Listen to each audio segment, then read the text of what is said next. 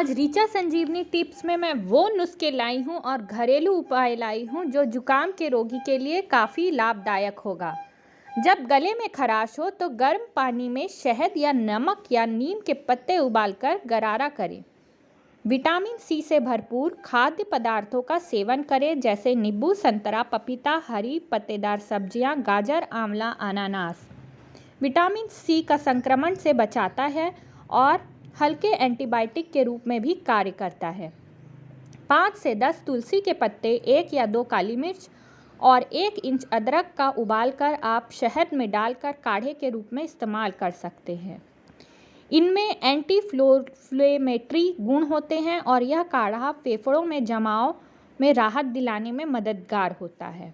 शिमला मिर्च, यह blood flow रक्त प्रवाह में सुधार करता है, म्यूकस मेम्ब्रेन को उत्तेजित करता है और संक्रमण से लड़ता है।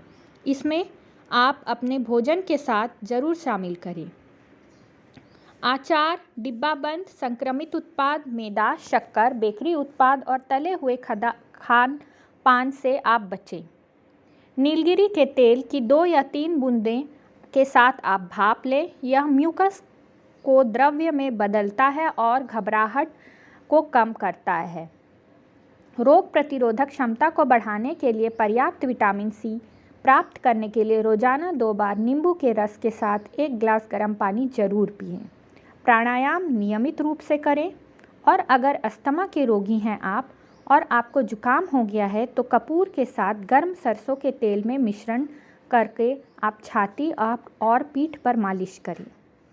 गंभीर अवस्था से पीड़ित हैं तो विटामिन डी का स्तर आपका कम हो गया है तो कुछ मिनट धूप में बिताने से भी रक्त में विटामिन डी का स्तर बढ़ सकता है।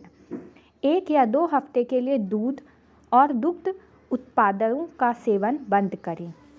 आइए अब हम जानते हैं ठंडी में कौन कौन से व्यायाम कर सकते हैं। ठंडी में आप बहुत सारे व्यायाम कर सकते हैं, लेकिन वह व्यायाम करें जो पैर में खिंचाव लाए। धन्यवाद।